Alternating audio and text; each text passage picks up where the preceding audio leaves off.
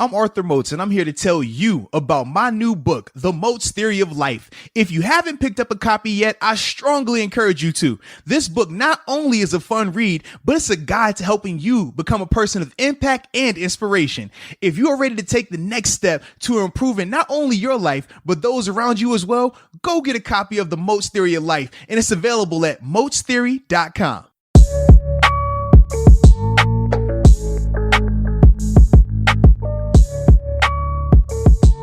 What's up? It's the Arthur Moats Experience with Deke. I'm Arthur Moats, and that's my main man, Deke. What's up, man? Man, living the good life. I'm excited, man. You know, it's rivalry week. You know, got them Rat Birds, a.k.a. the Baltimore Ravens. Yeah. Also got some extra fun content for the people today. Joined by Steven Nelson, starting corner of the Steelers. Man, he hops on the podcast with us. Dope interview. I can assure you're going to enjoy it. Got some stories, some funny stories in there, actually. Yeah. Super funny stories. And then talks about Robert Spillane as well and just the emergence of him, man. So you're definitely going to want to check that out, man. But just overall, man, I'm excited, baby. It's another big time matchup. In the words of Coach Tomlin, you know, it's hot in the kitchen. The Steelers are back in the kitchen, man. AFC North, 5-star matchup, baby. Let's get it. I'm excited. Can't help it, man. I'm not matching your energy levels, but deep down, you know I'm excited. That's the dynamic of us, though. If you came out and just did what I did, I would get you drug tested. I'd be like, man, what's in your system? That is not you. So let me be up here, you be here, we'll be in the middle. Yeah. But yeah, man, I'm ready too, man. I'm excited for it. Man, I feel like this is one of the biggest games of the year to this point. When you talk about some of the bigger matches, I feel like Ravens Chiefs, that Monday night game they had was a big one, but I feel like this is right up there with that. When you think about just the history of the rivalry itself between Steelers Ravens and how it's viewed not only in football but just globally in terms of rivalries, then you look at the storylines between the head coaches, the storylines between the quarterbacks. I mean, it's just so much surrounding this game, and then the fact that both of their records, one team 6-0, the other team 5-1. I mean, everything you want is right here. I'm excited, man. I cannot wait. How do you want to start? Man, you know what? We talk about how we love our quarterbacks, right? We love to talk about the offenses. We know this. So you know what? This week we'll start with offense again. Ravens offense versus our defense. No, man. I was going Steelers offense this time. See, man, well, come on, bro. You threw me the curveball last week, so... You got to keep on your toes. You know that. I understand. I understand. So we're going to be going Steelers offense versus Ravens defense here? Yes, indeed. Do you want to start? Yeah, man. I'll knock it out, man. I love the matchup. Personally, a couple of things that concern me. I'll go through the things that concern me first. After that, we'll talk about why I'm extremely excited. From a concern standpoint, obviously, we know Marlon Humphrey and Marcus Peters are ball hawks. We know they generate a lot of turnovers, whether it's interceptions or forced fumbles. We know what Marlon Humphrey has been able to do, just punching the ball up. We were victims of that last year. In their front, though, in terms of their front seven, three guys.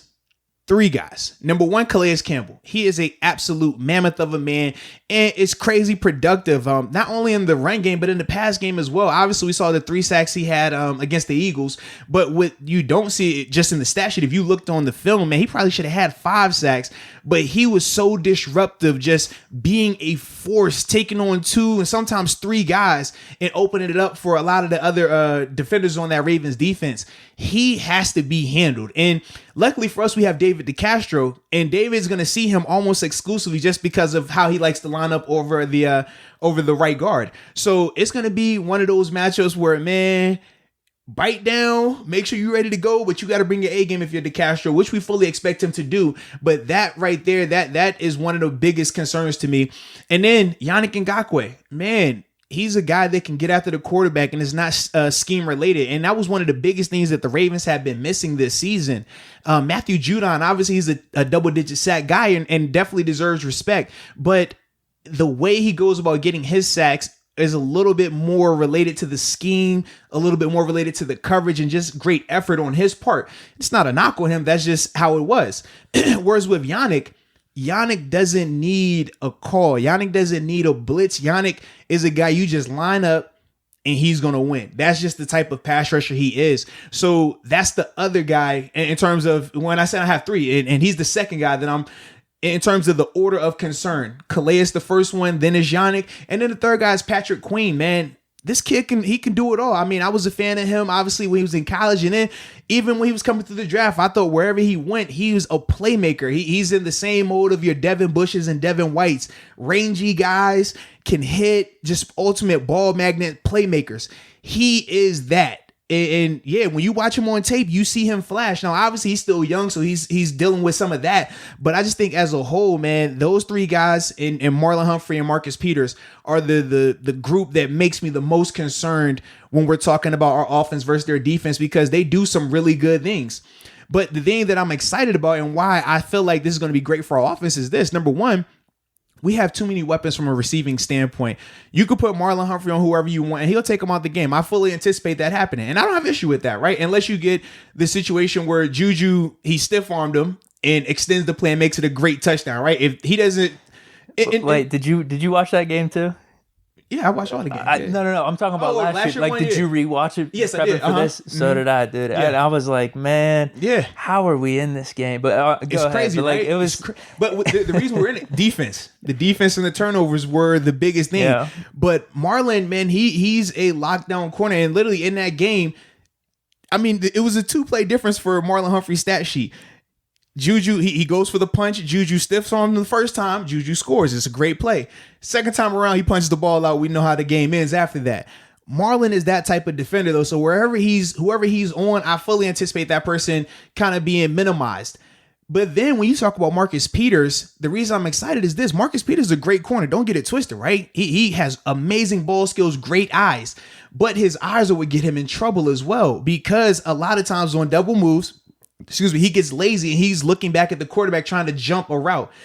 Even versus Philly, he should have gave up a 50-yard bomb. I think it was the second or third offensive possession. He just dropped the ball. Like, that happens a lot when you're watching Marcus Peters. He will get a pick.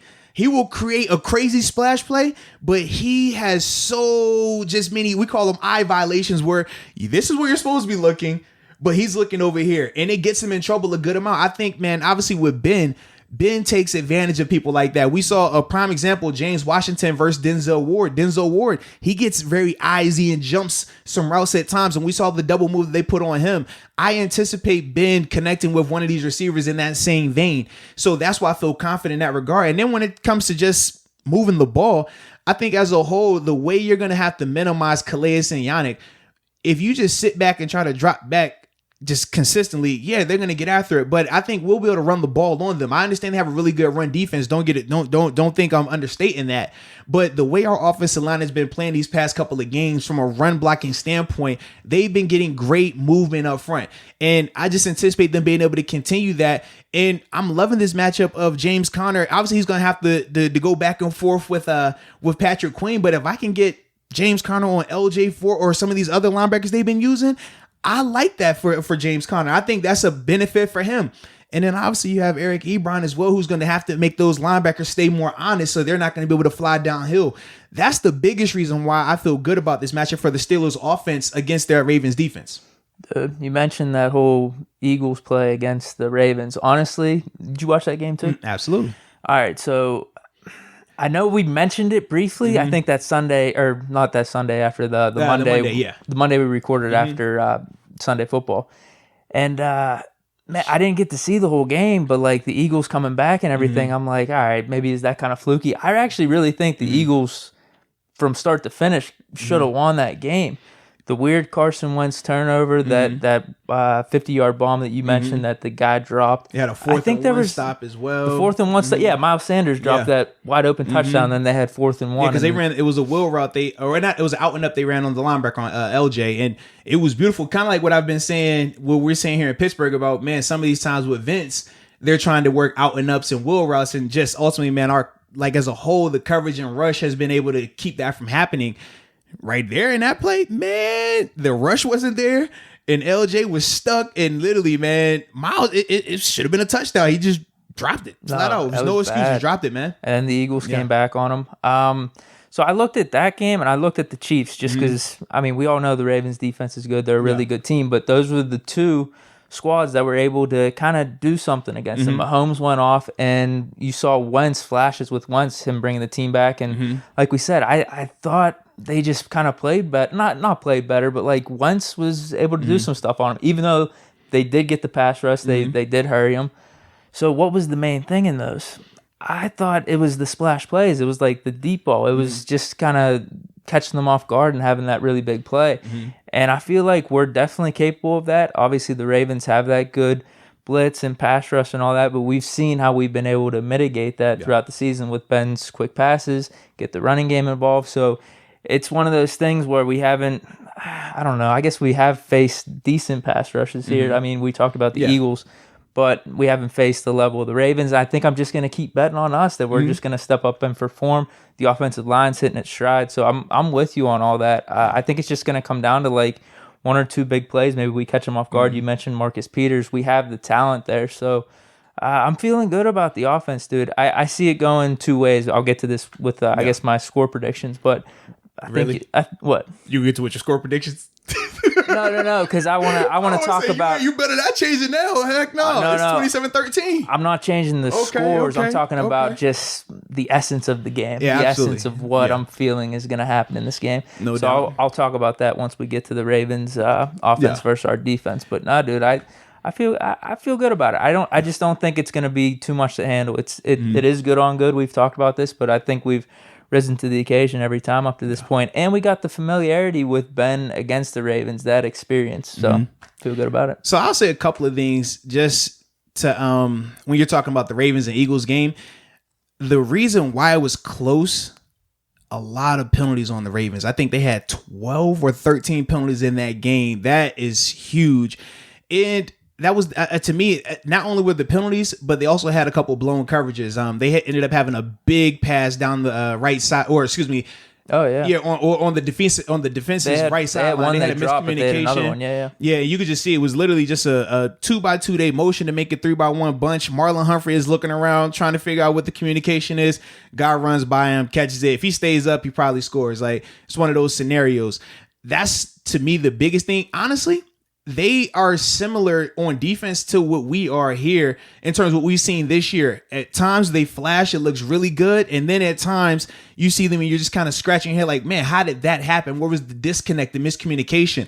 The difference is obviously the Steelers, from my perspective, they have just more talent. So they've been able to overcome those obstacles. And that's why statistically they still look top notch.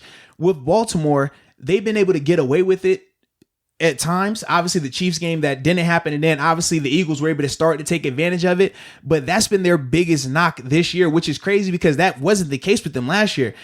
Last year they communicated well, they didn't have a lot of penalties, they didn't have a lot of blown coverages. Right now though, they're showing that a lot on tape, and that's been the biggest reason why, number one, I don't think their defense, has been as good this year. And ultimately as a whole, even though they're winning, when you look at them statistically though, their numbers are down a lot more. Even Lamar Jackson's productivity is down a lot more compared to last year. And that's a direct, it's directly correlated, directly related to their performances and stuff like that. Yeah, dude, I watched that Chiefs game. I'm like, dude, and what's crazy is looking back, do you remember like a couple of days after, a lot of people were flipping out like the Ravens suck, they got blown out and everything. Yeah, but people do that after everybody loses. It's crazy. Dude, the Ravens were very much in that game, and I thought, the second half, absolutely. And I thought we're playing the Chiefs kind of toe to toe. What the difference is those big plays I was talking about. It was like 3rd and 10, and then Mahomes was able to scramble for a first down, and then there was another like 3rd down where Mahomes makes a bomb for a touchdown. And we saw that in Philly as well. Carson Wentz on a 3rd and, was it 12 or 3rd and 16? He scrambles for like 20-something yards. We saw like they have been susceptible to the bigger plays, man. Yeah, so I think we're capable of that. I know the essence of our offense has been, we're just going to pick you apart, get these first downs. But we've also seen the big playability. The Claypool pass against the Broncos. We saw some big plays down the sidelines that's kind of broken the game open a little bit. So I think if Ben can pick his spots here, it's going to come down to those big plays with our offense versus their defense, making a difference. Yeah, it's going to be interesting. And I will say, watching the Steelers again against the Titans, now that the coaches tape came out, man, it was definitely good to see. So we got some questions answered. It definitely felt good to get those questions answered. But the thing that I was saying, man, in terms of Ben and the offense, at time, I wouldn't say they were conservative, but they really did a good job of taking what the defense gave them. The only time he didn't, they ultimately were the turnovers that they ended up resulting in, where he kind of, like I said, forced some of the stuff. But as a whole, I thought he did a good job of taking what the defense gave him.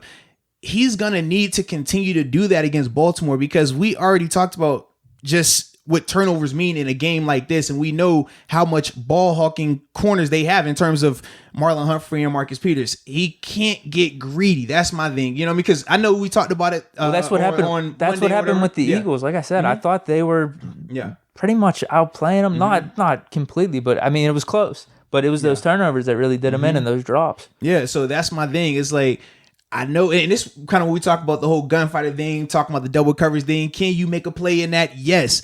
But as a whole, you don't want to make a habit of that, because of games like this with corners like this, they will make you pay. And they've been doing that consistently. I mean, throughout both of their careers, when you look at Marlon Humphrey, obviously Marcus Peters, if you want to go to Kansas City or to LA, wherever he's been, he creates turnovers when you get greedy, when you take some chances against him. So that's my only thing that makes me a little uneasy. But knowing Ben too, man, in his history, when you look at his career, after he has a multi-game interception, a multi-game where he has, has a game with multiple interceptions. There we go. I was trying to get it out. Where he has a game with multiple interceptions. Typically, the next game he bounces back and plays really well. So definitely leaning on that in terms of just the overall thought process with it. But I know last week, you know what I mean? Like, people try to just justify that you can't do that this week. That's all I'm gonna say. We leave it at that. You already gave us what you felt. I know how you feel about 7 in that last week.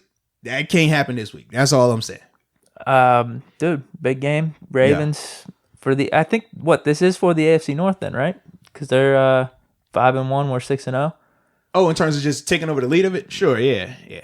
Wait, you don't think it's that big of a deal right now for the division? My point is because, like, I feel like with fans, we focus on, hey man, this game right here will put us in first place of the division, or this game right here is important because it's a win against the AFC West, and when it comes to playoffs, man, you want to have that win on this division and that division. As a player, you don't care about none of that. You just care about this game and just winning it. Not, oh, if we win this game, we'll take over the North, because at the week 8 mark, it doesn't matter. You can have the lead in week 8, but then you drop 2 down the road, and now it's an issue. So yeah, I get it, but it's big. There's a lot of hype coming into this one, and I think everyone's going to step up. So that's what I'm feeling with the offense and what Big Ben is going to bring to the table. So. I like it. Now we get to talk about some defense. I'm good with that. I want to talk more offense, man. We're going to talk Ravens offense. Why? Right? Was there another little tidbit that you have for the offense? I said I was going to talk Ravens offense. That's it. Oh, sorry. I ruined it. I'm trying to think if I have anything else. Nah, dude, that's it. All right, if they cover Claypool, it goes back to the Titans thing. I just think we have a lot of weapons. Mm-hmm. We have a lot of talent on offense, and we've been looking good so far this season. So obviously the Ravens are good, but I just think we're going to be a little bit better. It goes back to even what I was saying with the Titans. Everything's equal. We both play to the best of our abilities. Mm-hmm. I think we got the upper hand there. I like it then. You want to go first with defense? I'm good, dude. All right. We'll keep it rolling. You're first on this one, too. All right.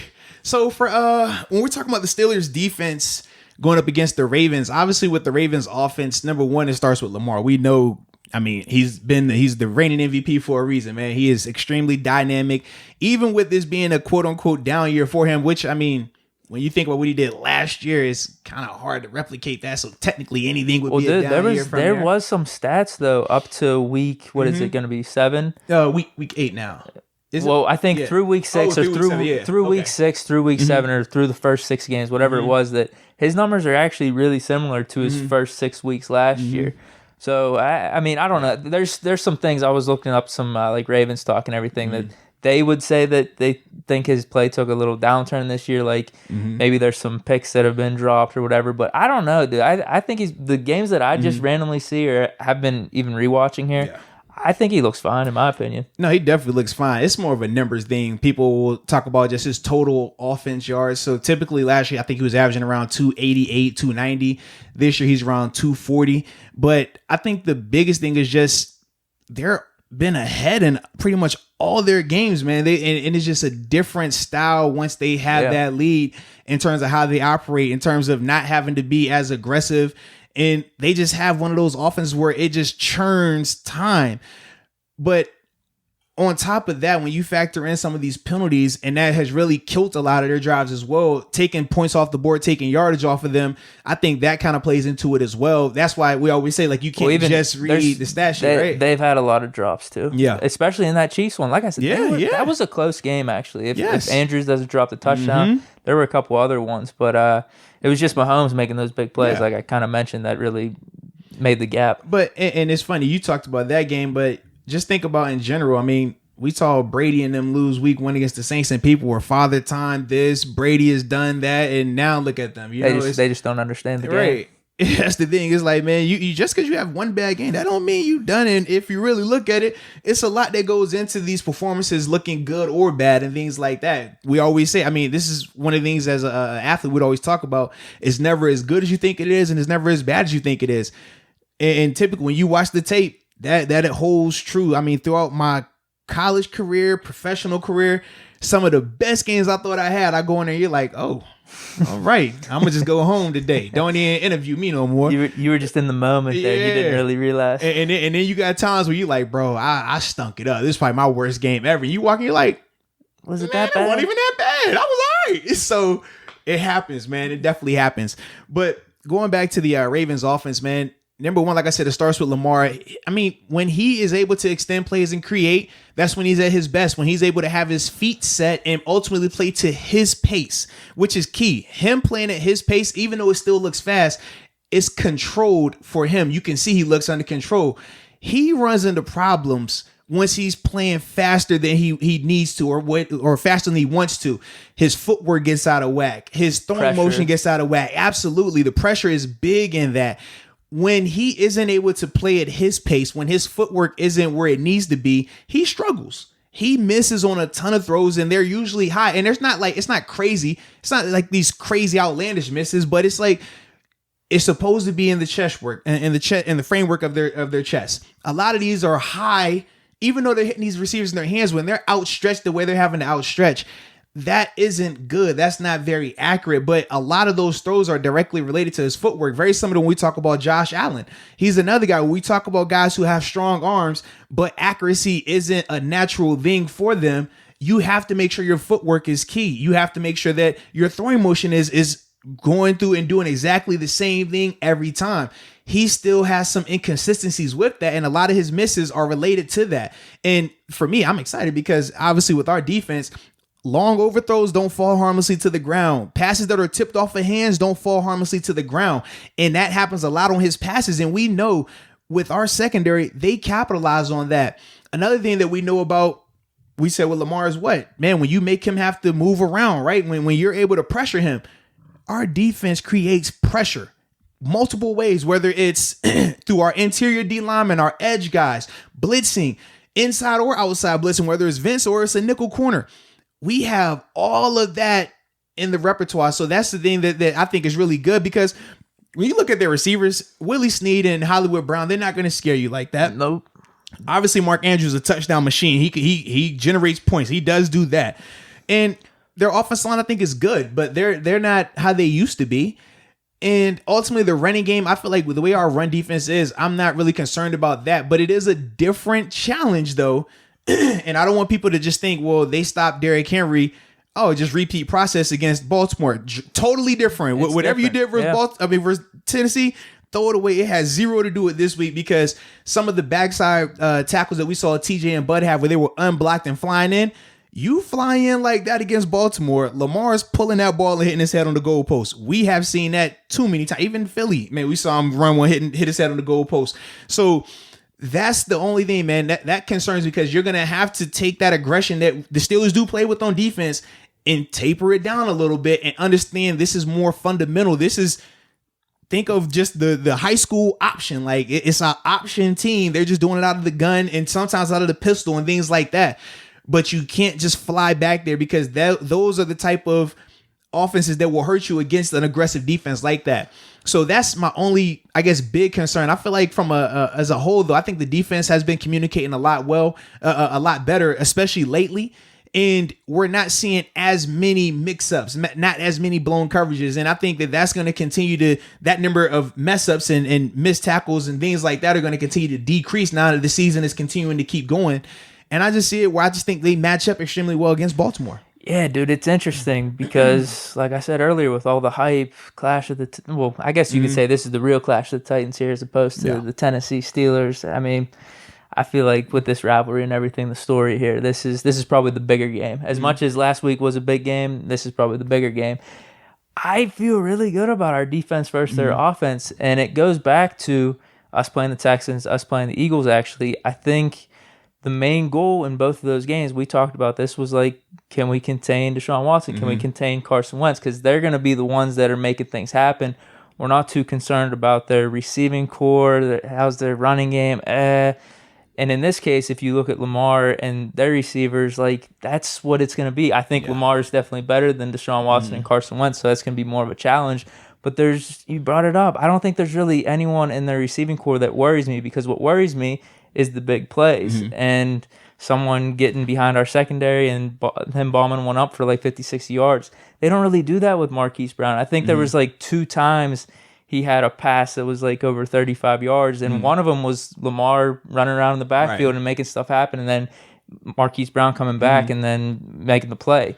So I just don't really see it there. So now we go to the running game, and you mentioned this, it's just a whole different thing because the Ravens' running game and just how they operate with the option and just their system is way better than the Texans and Eagles. Yeah, it's not even close, man. So we do have the harder matchup in terms of trying to contain Lamar versus Carson Wentz and Deshaun Watson there. Receivers, I guess you could say across the board, maybe it's equal.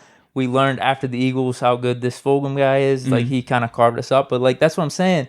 The Ravens don't have a guy like Fulgham. So this is the only thing that I feel like people fall into the trap when we talk about Ravens offense. We understand they run spread offense, right? Very college, like in terms of the zone read. And from there, we forget the zone read element of it and just think, okay, well, after that, man, they're trying to air it out downfield. That's not their game. Mark Andrews is their guy. That's the one they want to feature. And that's, I mean, when you watch them, he's the guy they're trying to, that's option number 1 in the pass. And then from there, he works to Hollywood and Willie Snead. It's weird in terms of him. It's almost like he works backwards in his progressions. Like with Ben, he's going deep, intermediate, short, right? The tight end or the check down is like the last option. With Lamar, the tight end and the check down is like the first option. And then, all right, if I move around a little bit and somebody comes open late, then I'm going to take the shot. How often, I mean, just think about with Lamar, how often have we really seen him just drop back? Oh, yeah, 1,000, 1,002, now I'm taking this shot downfield. I mean, he can do it. I saw the drop with Mark Andrews that one time with the Chiefs, but yeah, it's not what they do. At a high frequency, right? Correct. And a lot of it is kind of similar to Tennessee in terms of off of run fakes, run actions. Now they want to take their shots. The difference is, it just looks different because they're doing all theirs predominantly out the gun. Whereas with Tennessee, it's under center, so it's already defined when they're trying to go play action pass. That's a good point, because their one big play literally happened on like a slant. There wasn't anything at one point where they were bombing it down there, but that's what killed us in the Broncos game and the Eagles.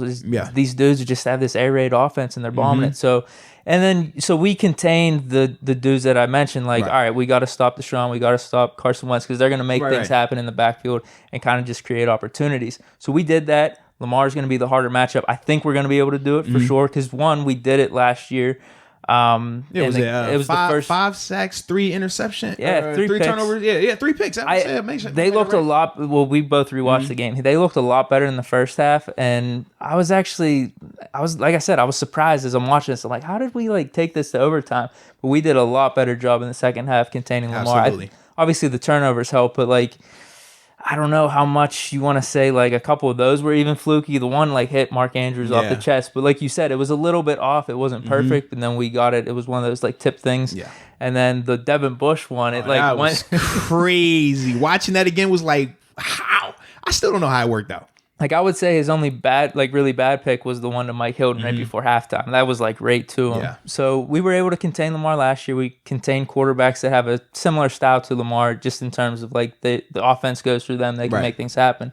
So then the real concern is the running game. We haven't faced a running system like this because it's so unique. Yeah, it's different. But we've been successful against the run, so I'm just going to lean on that, hoping that we could replicate it this week, even though it is going to be a little bit different. So I feel good about defense too. The only thing that makes me nervous about our defense is Mark Andrews versus our linebackers right now, whether it's Vince Williams, whether it's Robert Spillane, or even if they try to use Ulysses Gilbert. And the biggest thing is this. Number one, Spillane and Vince can't run with Andrews on that type of level. Gilbert can, but if you're going to have Gilbert out there to that extent, he's going to be asked to do a lot more when it comes to the run game. And right now he just from the coach's perspective, or at least that's what I'm assuming, because how they're using him exclusively on third downs, is something that he's not doing enough of when it comes to the run game. So that's why they haven't been using him in that avenue.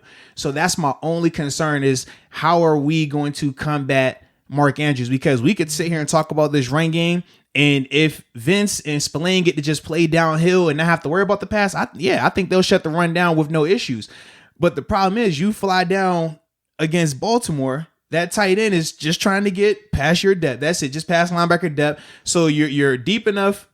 So you're behind the linebackers, but you're shallow enough that the safeties, they're not going to be bothering you and things like that. That's what concerns me the most, because we have seen them being able to move the ball, and they don't mind being methodical either. They'll put together 10-play drives like it's nothing. They do that. It's similar with the Steelers and Ravens. Absolutely. That's what I was saying. Like, this is identical. I just feel like we have more talent, but the way we go about doing things, there's a reason why both of these organizations are where they are. They are very similar in just terms of structure, in terms of how they're run from top to bottom, philosophies and things like that. And that's why this matchup is always big. That's why these teams are always in the mix. And that's why I feel like, it's just always fun when you get Steelers and Ravens, man. But that to me is my biggest concern, man. Just how are our linebackers going to respond to Mark Andrews, especially because we play a ton of man too. And that's the thing. It's like they're going to be put in some of those situations, some of those positions. How do they stand up to it? If they can stand up to it and they do that good for the majority of the game, I don't think it's an issue. Would you be bringing this up if we had Bush? Like, I still would. The concern level wouldn't be where it is right now, though. Put it like this, I still would be, because even this season, right, with Devin Bush before he got hurt, we talked about how when when Jeff Driscoll started to focus on Noah Fant, Noah was a problem for Devin. It wasn't oh yeah, man, he's locking him down. Like, no, we talked about how in the second half, we was like, man, we're glad that he waited this long to start keying in on the guy.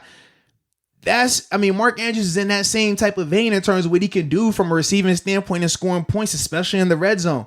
So even with Devin, I felt a little bit more confident, sure. Yeah. But you still know, like, hey, man, not too many linebackers specifically are shutting down Mark Andrews. That's the only thing with that. So that would be, I would still have that concern. Okay. I just feel like as a whole, though, man, shutting down the run,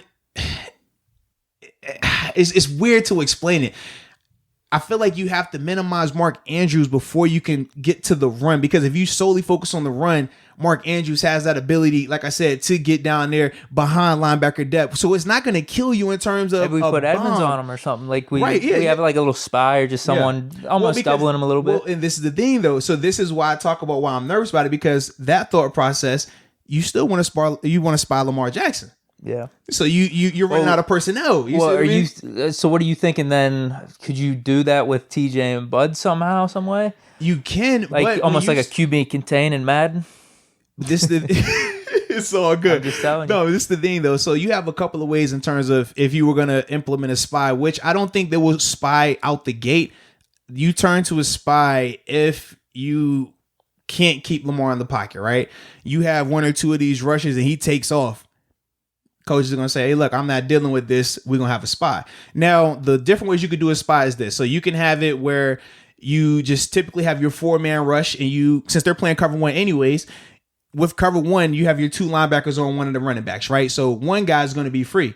Instead of him being the low defender where he's looking to help out in coverage, that defender would just solely focus in on Lamar. You can do that in cover one. Now, if you start trying to switch the coverages up, now you're going to be shorter, man. So you really, when you do spy, it kind of forces you to just play one or some very one-off style zone coverages that really you don't want to do a lot of, right? Then the other thing you can do is have TJ or Bud simply say, all right, we're going to have a 3-man rush, and you just sit at the line of scrimmage. Wherever he goes, you follow him. That's good for the spot, but for the rush, it kind of sucks because you only got 3 guys. So now you're not getting the pressure on him that you want.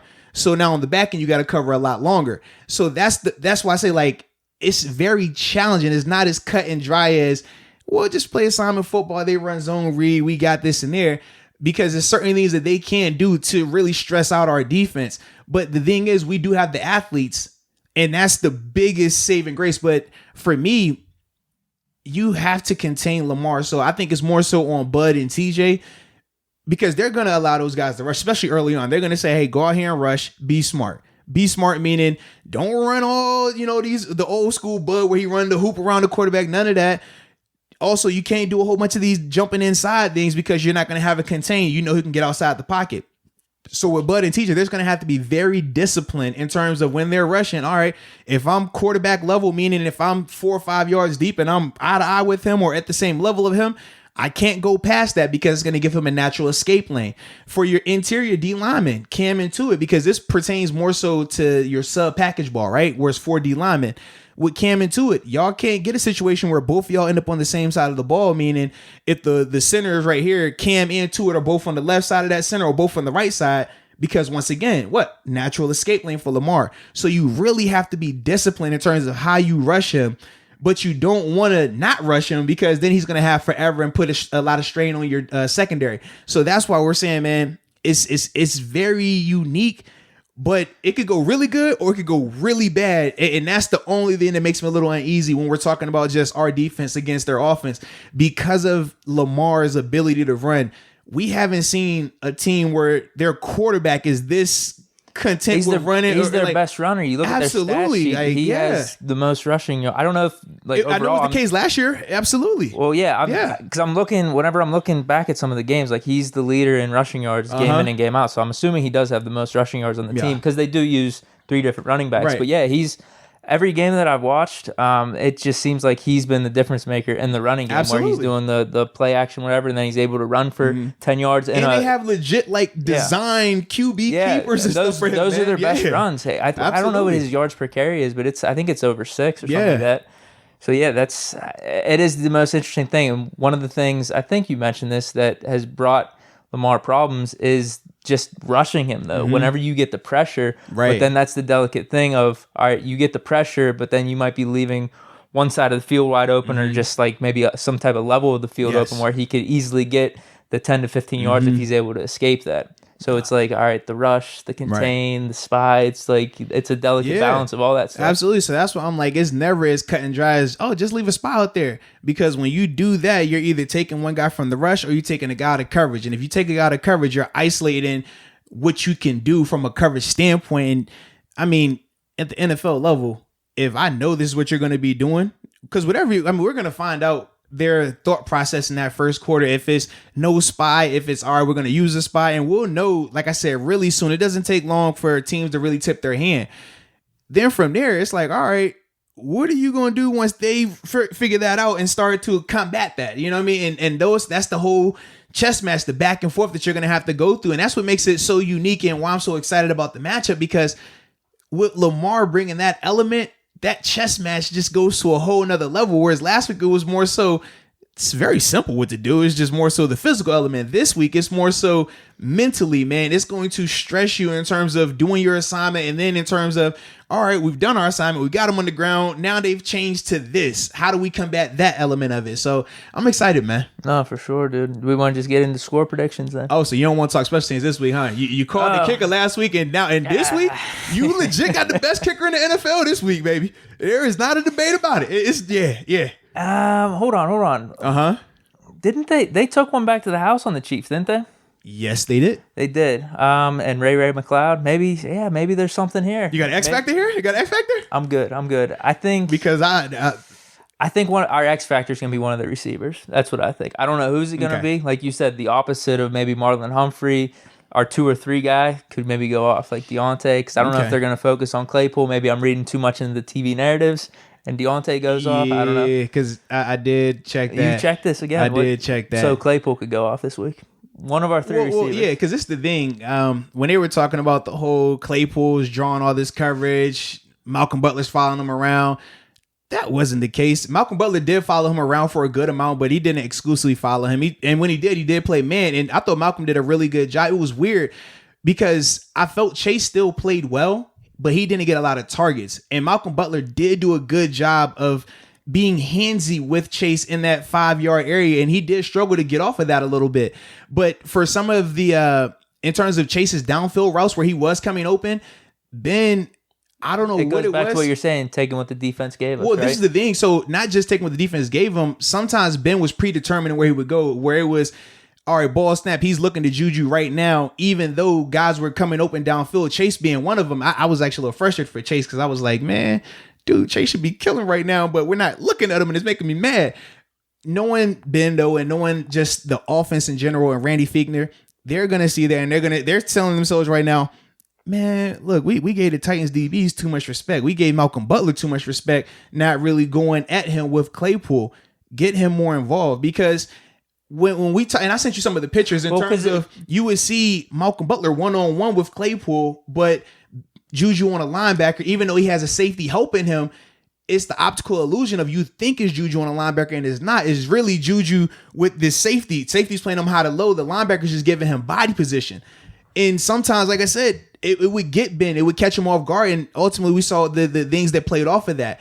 But for me, Chase Claypool one-on-one with Malcolm Butler, that's open to me. Though, and when we talk about just the decision making last week, and that's kind of why we kind of went back and forth the other day, that to me is I would take that throw 1,000 times over Juju on a linebacker with two safeties closing in, or a safety just sitting over top of Juju from the snap of the ball. That's not open to me. That's not a good throw. And you have to be perfect every time. Otherwise, it ends up how it ends up. That's my only thing. I think this week, though, they're going to see that and know that, hey, man, Chase is physical. Man, Malcolm Butler tried to bully Chase at times, and Chase, man, was driving him off the ball. Like, I love Chase's mindset and his energy, because even though he was being used as not even a decoy, just they were putting him into just run block at times. I just love the enthusiasm that you would see, his body language. Man, he's out here literally blocking all day, and he's getting hype after a block, moving a guy 2 to 3 yards. Like, I love that about him, because we know if you can keep your energy high when the ball is not coming to you, man, when you get those opportunities, we know you're going to cook. So for me, man, I think that we're going to see him be featured a lot more this week than last week, man. All right, so I'll say Claypool X Factor then.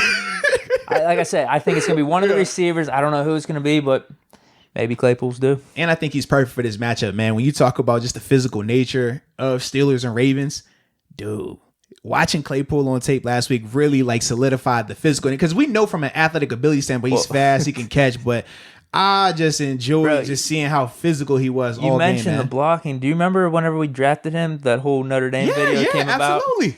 Dude, you should send me or tell me where these things are, because maybe we could find some of these clips that I don't know if they're out there. We could be sending them out, like, yo, show you, man. Yo, look at Claypool blocking here. Steelers football, Steeler mentality. Dude, the whole time I'm watching him on tape, I'm like, bro, I absolutely love his energy. It reminded me of like a bigger, more athletic version of Hines Ward. Like no exaggeration. Really, just watch him, I'm just like, oh my. And Malcolm Butler, I respect him because Malcolm has that little guy energy. I love little guy energy where, all right, he's undersized, but he's out here puffing his chest, talking crazy, pointing at you, pushing. Like, you see them go back and forth from the start of the game last week, man.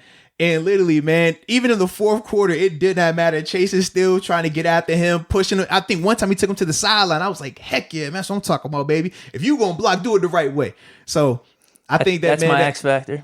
So you're going to take that shit? You don't have him? Are we agreeing on this? Are we agreeing on Claypool? You told me it was Deontay, man. Did you say Deontay? I said no. You clarified everything though. Oh. Maybe you shouldn't have said anything. Because I have new information now. I said whoever's going to be the open guy, maybe they're paying too much attention to Claypool. So Deontay gets wide open and Ben goes to him. So now you just said everything. Yeah. You tipped your hand too much. Now I got to say Claypool. No, that's cool, man. Because for me, the real X factor is Justin Tucker. Come on. What? No. What I mean is, if you're gonna say Claypool, just say Claypool. Don't make me saying him sway you. No, I just wanted you to say him. We could agree on that. No, I didn't think he was the X factor. I think he's gonna play well regardless. All right. Tucker's the X factor. Tucker's good from 60. That's the issue, man. So kicker's X factor. The Boz Tucker matchup. Or you just want to say one player? It's just I said the matchup last week. Yeah, it's just one, because I'm not worried about. We know what Boz is. We know his range. Tucker is kind of like when you create your player on Madden. Imagine most of us create our players as quarterbacks, safeties, receivers, running backs. imagine if you just created your player on Madden as a kicker, and he's like the perfect kicker, man. Like, it's crazy. I don't know what is on his leg. It's like a nuclear warhead, but literally this dude is money and stupid accurate. I've never seen anything like it throughout my life. Yeah. We need to make sure that it's not one of those situations where, game-winning kick on the line, because I can assure you he's not Gostkowski and he will hit it from the logo. That's all I'm saying with that.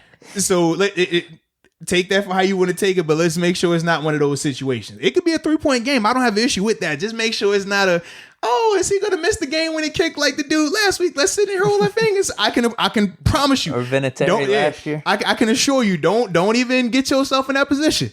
He don't miss. Not like that. Mm-mm. All right, so we just mentioned 3-point game. Do we want to get into score predictions? Oh, you got us, man. You already said 27-13. We got that. 27-13, but I wanted to give my essence of how I think things are going to go. Right. It's going to be close, like you mentioned, and Steelers get the win. So, actually, this is weird. I should have said all this and then said my score. 27-13. 27-13, though, no matter what. It's either going to be close. It's going to be close. 27-13. It's either going to be close. Or it's a blowout, but it's still 27-13. It's either going to be close or we blow them out. That's what I'm thinking. Okay. Like, we're able to figure out the running game. Our run defense is awesome. And then maybe we make one or two of those big plays early on and we blow them out. That's what I'm thinking. I did have a question. Those are the two ways. It's either close game we win or blowout we win. I did have a question, though. Okay. So 27-13 is considered a blowout, right? I don't know. I think that's like the happy medium. I don't know. So is 27-13 considered a close game, too? Because that's what I'm trying to figure out. Like, is that a blowout? We know why I'm saying this score, dude. Let's be real. We know why I'm saying this. No, because you're not superstitious. So I'm just curious. We're week 8 now. Just trying to figure this whole thing out. It's 27. I just need to know from my perspective, because I don't want to get out here and be like, man, I think this is gonna be a close game, and I don't know. To you, it's 27-13 is close. I'm like, I thought one score was closer. Like, I don't know. That score is like a happy medium. But then it's like, that's a blowout. It's 27-13. Then I'm like, I don't think that's a blowout per se. If it was like 30-13, like, that's a blowout when you get them 30s and higher. But I was trying to figure out, like, what I'm saying, just your energy, baby. That's it. Probably eye test. You'll be able to tell whether it's close or blowout. All right. That's all. It'll be that score, 27-13. But you'll be able to tell. Just notice with the game flow and everything, because, it could be 14-13 in the fourth quarter, close. It feels close, but then maybe the Steelers get ahead. You would still say close game, but then it could also be 27-13 where we're up 27-0 at half. Yeah. They get some 13 points, garbage time, and then you say it's a blowout. So that's kind of how I figure. That's what it is? All right, there we go then, That's man. how I figure. I like it. So for me, whoa, is this... We pick Steelers every time up to this point. So what? No, that's more so for you. I told you my pick was 16-0. So this is nothing new for me. I'm still waiting to find your 3 losses.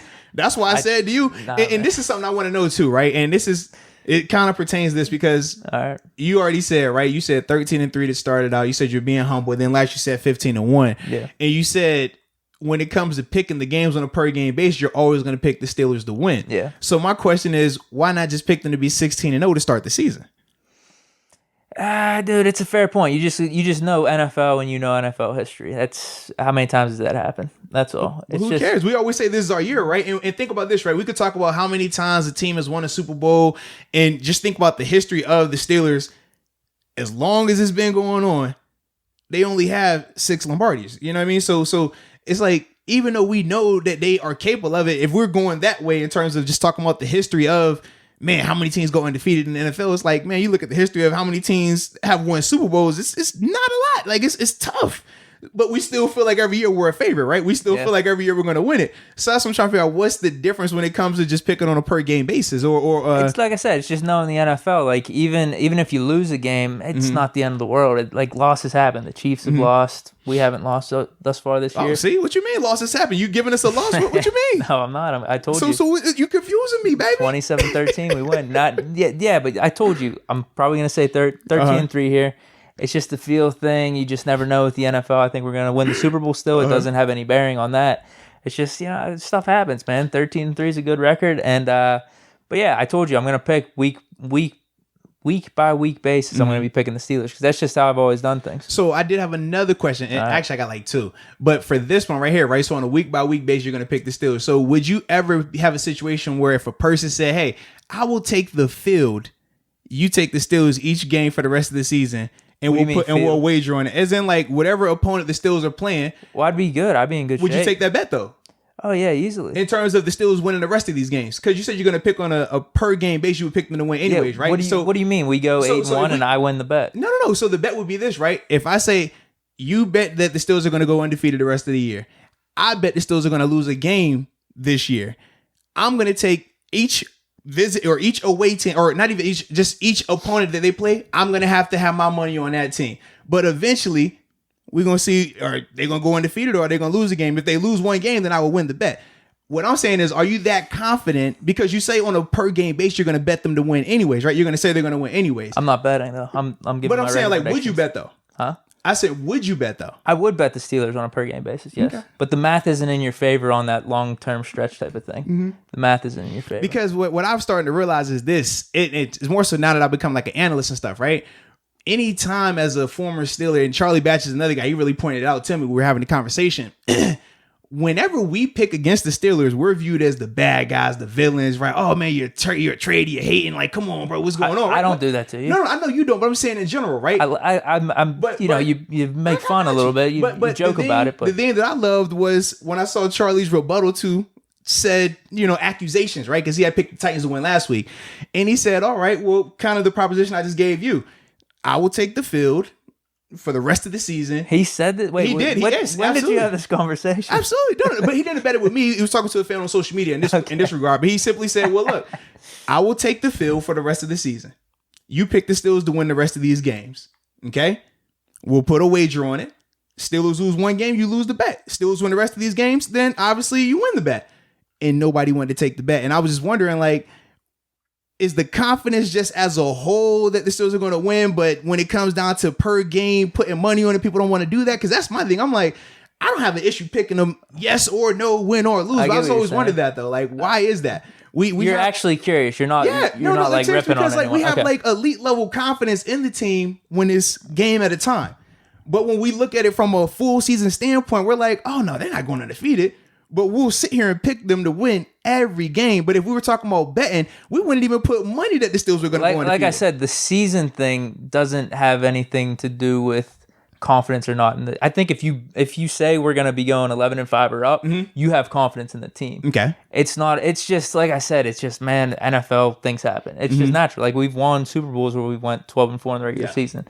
So losses don't really matter whenever you're looking grand scheme of things. Okay. When you're going week by week, you're like, man, yeah, we're gonna win. We got Ben. Something's gonna happen. It's like you feel good about it mainly because of Ben. Because even remember last year we were facing the Rams, and I was just being straight up. I'm like, I don't feel good about this. Like, but when we have Ben, I think there is elite level confidence on a week in and week out basis. Like something's gonna go right. Okay. That's all we need. Like if you have Ben, you have a chance. But if you have what we had last year, then you're looking week in, week out. But my question is the confidence enough to put money on it, or is it? Yeah, I don't bet that much. Like you do bet. Stop I don't. We used to bet all the time last year. Not cash, but we were betting. We were having wagers. Yeah, but we didn't do Steeler games. You're right. We did other games. But that's what I'm saying. Like, would you do that with Steeler games? I'm telling you. I mean, I have in the past, like one off though. Like I'm telling you, I don't. So you want to do a per game or the rest of the year? Then here's the thing that I have with gambling.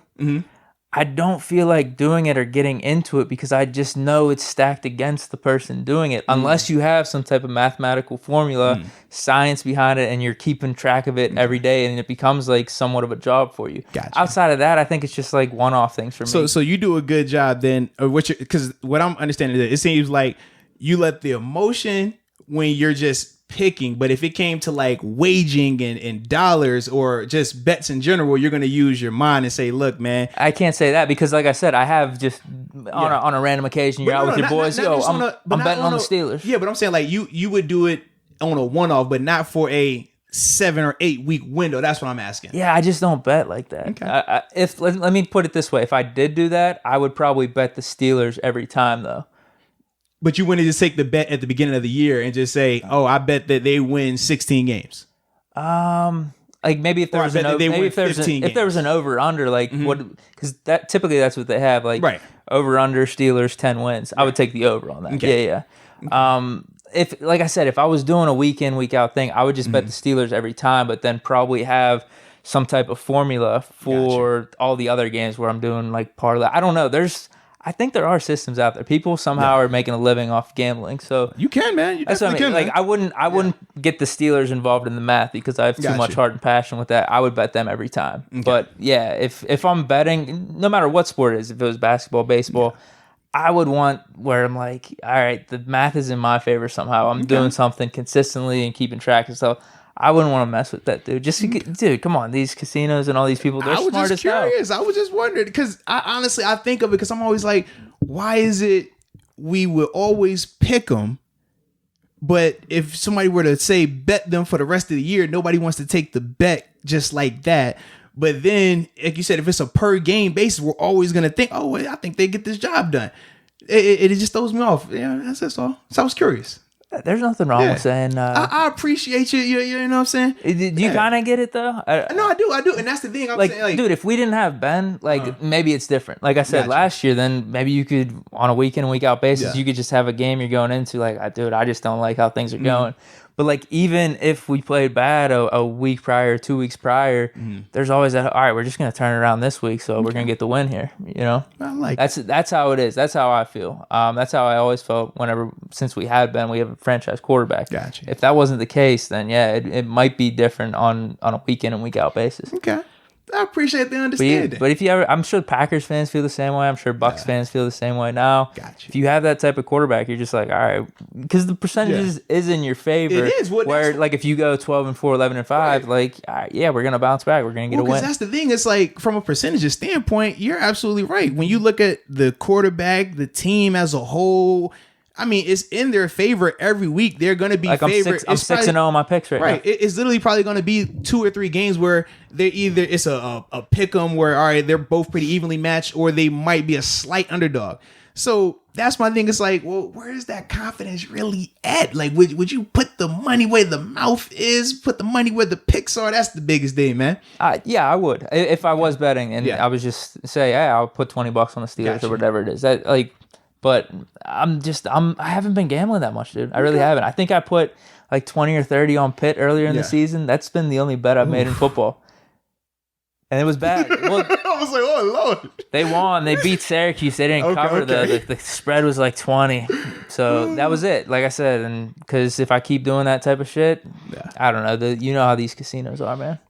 Yeah, you're right. But it's funny for me. I don't try to get consistent. When it comes to NFL, though, like just NFL betting, I feel like I only bet Steelers and Bills once in a blue moon. Like I'll bet Steelers a lot, but obviously I always feel like they're going to win, but I don't mind. Do you switch the spread up a little bit?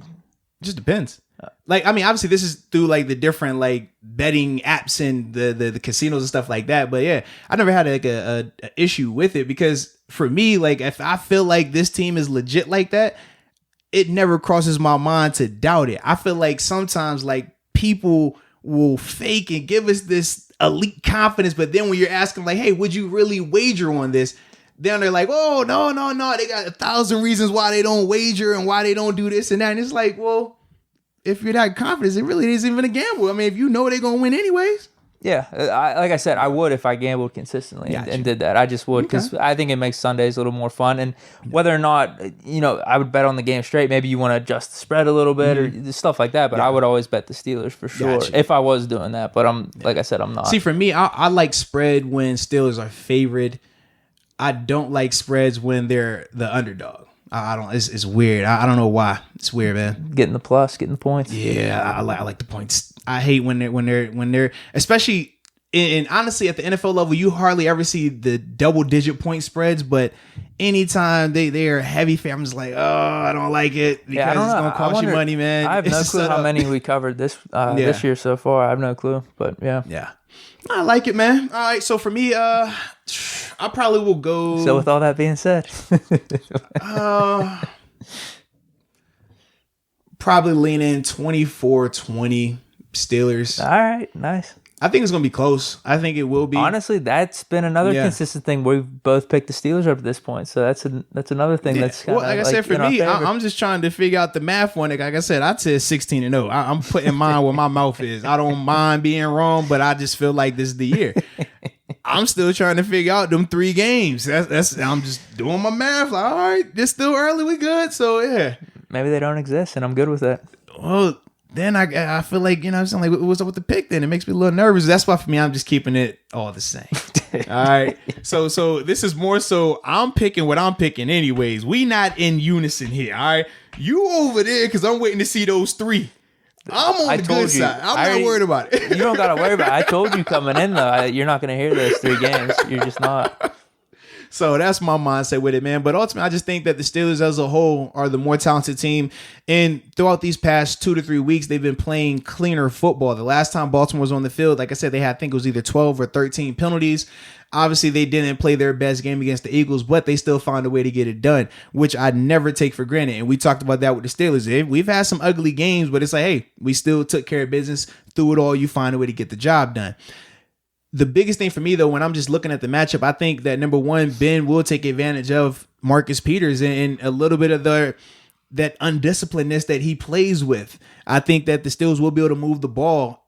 Now, they obviously they're going to have some issues against Baltimore. I mean, Baltimore's a good team for a reason. They were 14-2 last year. They're 5-1 for a reason. So it's going to be some back and forth with it. But I just think offensively, they're going to be able to move the ball with the Steelers. In terms of the Steelers offense, that's what I'm talking. They're going to be able to move the ball on Baltimore. I don't think Baltimore has enough talent on the back end. I think their corners are really good. Deshaun Elliott has been playing really well as well. I thought he's filled in, taking over the starting spot now that Earl's gone. I think he's been doing a phenomenal job. I definitely wanted to give him kudos and give him some respect because I know earlier on I was getting on him like, man, I don't know who this kid is. Man, he's got to suck, but he's been playing well, creating some turnovers for them. But still, just they don't have enough on the back end. And then for us defensively, I think Lamar is going to have some success. I think he will hit a couple plays on us. But I do think that with how loose he holds the ball when scrambling, that there will be one of those big strip sack turnover type situations. Because even against Philly, I mean, it was times in the pocket where he's taking the ball away from his body and literally like it's in one basketball, takes the ball and just reaches over a defender. I'm like, bro, that is crazy. That is not good, like, ball security, man. You know how much could go wrong when you're whirly-birding this arm with this football out here like that. He does that a lot. And with the Steelers, when you watch them, every time they're tackling somebody, especially when there's multiple guys, they are hunting the ball. They're not just trying to tackle the guy. They're trying to create turnovers. And I just think that they're going to be able to create some of those scenarios with how loose he handles the ball. All right, man. Yeah. Steelers win. 7-0. Let's make it happen. That's what I always thought. You surprised? Hey, get a little confidence in here, man. Hey, I'm doubling down. I put my money where my mouth at. I bet on it. I believe it. I always say it. You bet on the 16-0. I'm always betting on the team. I'm telling you right now, like you think it's a joke. I always got bets on the Steelers, but that's why for me, I'm like, I don't have an issue. Like if I say I think a team's gonna lose, I really think they're gonna lose, and I'm gonna make sure my bet is according. When I think they're gonna win, I'm putting my money down. It ain't no, hey, that's how I am. We got hot topics. I know you got something for us, man. We got AB back in the league. I got too many. Yeah, I got too many. Maybe they said Bucks are the favorites out the NFC, huh? I've said that before the season. It's gonna be Steelers Bucks, and it seems like it's more likely now. I guess if that's how they want to go down, as opposed to losing in the divisional or the conference game, so be it. If they want the Steelers to beat them in the Super Bowl, that's fine. That is fine. They've increased those chances, adding AB. And just in general, though, I mean, I think it's a good move for him. It was a good move for the Bucs. It's kind of like a no-brainer on both sides. Like him and Brady have that connection. The receivers super low in terms of what they paid for him. Was it $1 million base salary, incentives up to 2.5? But I mean, this is a guy who was getting close to $20 million. You know what I mean? So to get him for $1 million, he's gonna be motivated. Yeah. Their team's completely stacked right now. Their defense is good. Mm-hmm. Brady's been coming on strong. So, yeah, I do think they're the favorites in the NFC. So, Steelers, Bucks, Super Bowl, Steelers win. A lot of storylines, dude. A lot of storylines. But, yeah, in general, I think it's a good move for both sides, yeah. All right. You got any more hot topics, man? What you got? You don't have much of a... Is that all you got? Oh, I mean, I was cool. I mean, I think AB, I think it's a good move for him. It's going to be... I guess we'll know how good it will be as this thing progresses. Obviously, Bruce Arians has changed his tone a little bit in terms of how he views AB. I think he said that he had a fantastic first day of practice as well. So we'll just see how that thing plays out. If AB can stay in line and do what he's supposed to do, yeah, AB is AB for a reason. I mean, he's legit their best receiver if he is who he is. The biggest question, though, is mentally, can he keep it going? I mean, because that was the thing that derailed him. It wasn't, I mean, we never saw him on the field and said, AB's lost it. We never said that in Pittsburgh, not in Oakland, nor in New England. The biggest thing we said was AB mentally is getting in his own way with some of the off the field stuff. So as long as he can put that stuff to bed, I think that he'll be fine there. I think he'll thrive there. And obviously him and Brady have a mutual respect because of that 6th round love. And shout out to all the 6th rounders out there. But they just have that crazy dog about just being underdogs and having to work to prove it and constantly show that they belong, that they have to earn everything, nothing given to them. They have that connection, that rapport. And I think that, man, AB, if Brady and him can just stay on the same page, and like I said, AB just mentally stays where he needs to be, yeah, he's going to light it up down there, man, because they have too many weapons and he doesn't have to be the feature there either. That's another thing that's crazy. Here in Pittsburgh, he was the feature. Once he became AB, he was the feature always. Down there between Mike Evans, Godwin. Like, what are they going to do? They're going to be putting him in the slot now? You have so many, yeah, and they talked about that, which he is more than capable of doing. In fact, as a defense, I hate to see him in the slot. I'd rather he be outside because from a coverage standpoint, it's a lot easier to do certain things to number one receivers that or receivers that are on the edge versus when you get guys in the slot, which is why you see Juju in the slot a lot, Deontay in the slot, like. It's just tough to do certain things from a coverage standpoint when you have those guys playing on the inside. So for AB, man, this could be a great situation, man. Yeah. All right. So this one is definitely on a lot of Steeler fans' minds here. What else you got? Oh, okay. Go ahead. No. You ready? You ready? Yeah. All right. Here we go. What happened with Cam Sutton yesterday?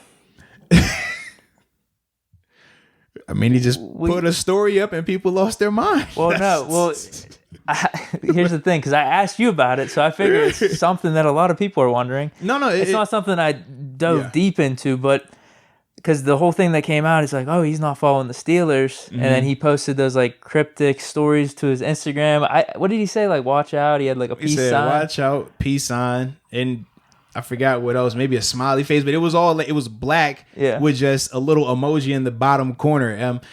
To me, I laugh because we always say as athletes, man, you could post anything you want and you can make people kind of lose their mind just being cryptic. And we saw after people went crazy about it, you started to see Vince do it and all the other guys like just make a little bit of fun doing similar cryptic things. See, I didn't see that. Yeah, because after the fact, once people realized like, oh yeah, we kind of tripped out. And now you see the players kind of making fun of the fans with that. It was kind of like, all right, we ain't falling for that trap again.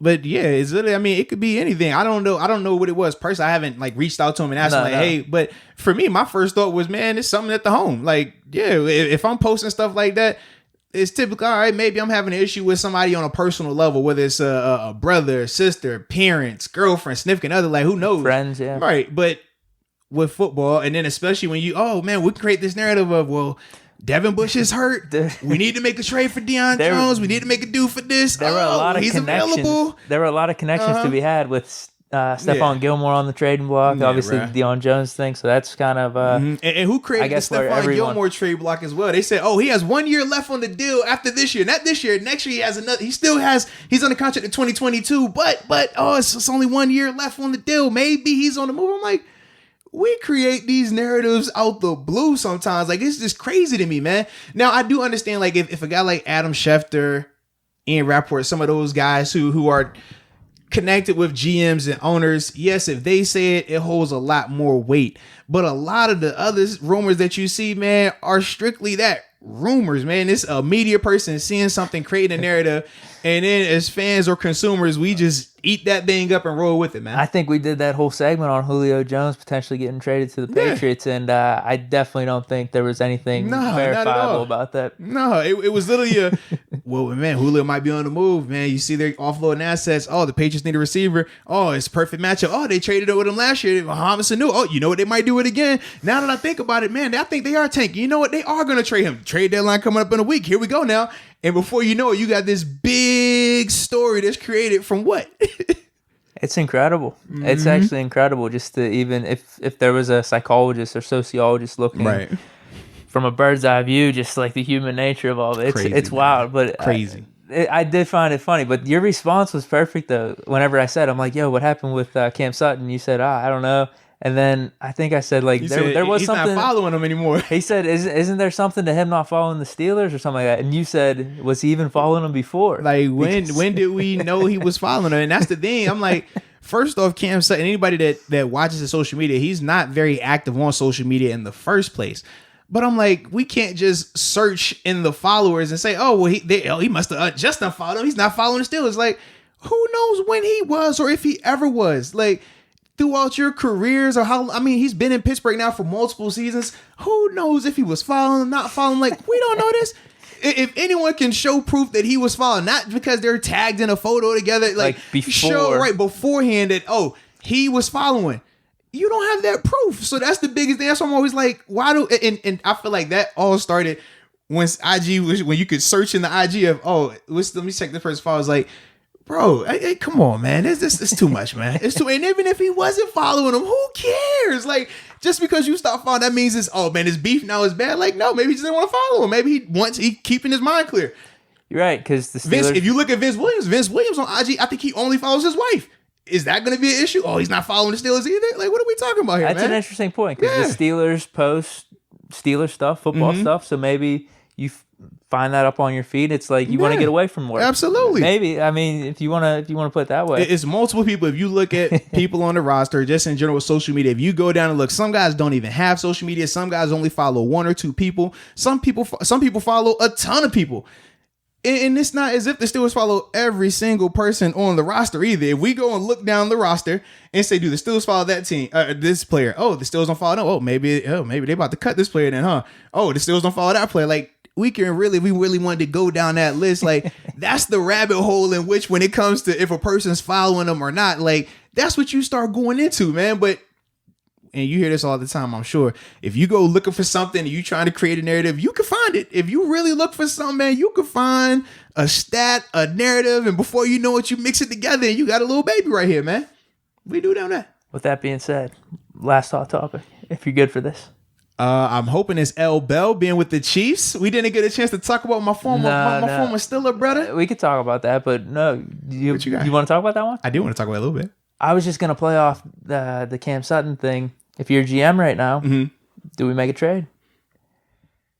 For who? Linebacker. Let's just say linebacker. So why? I guess that's the big question. Why make the trade? I'm asking you. I'm asking you. Why make the trade? Upgrade inside linebacker. We lost Devin Bush. So you upgrading Vince or you upgrading Spillane? Which one? It depends. It's just adding another guy in there. For me, man, are you feeling good? Like, are you feeling good with the Spillane? Watching Spillane on tape, I thought that he did a really good job. Obviously, the Steelers did a good job of using him predominantly in running base packages. Gilbert predominantly in your situational passing downs and things like that. They didn't use Marcus Allen. I was a little bit surprised by that, knowing his background from being a safety.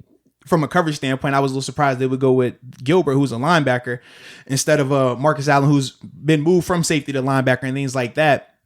But as a whole, man, if and I don't want to say if the price is right, I'm more so looking to, with some of these veteran practice squads, some of these, like, where you're seeing guys who have had success in the league and know what they're doing and they're sitting on practice squads right now. I'm more looking that route to bring in players, because even if we make a trade, you know, it's going to be an adjustment period. Okay, how long until the guy gets up to speed? We know you're going to have some growing pains with that. But my other thing is, I don't like having to give up a ton of assets for that. You know what I mean? For a player, like, I feel like we have a ton of assets and we finally got good draft capital back. I don't really want to be giving that up. And especially with some of these players are more so 1-year rentals.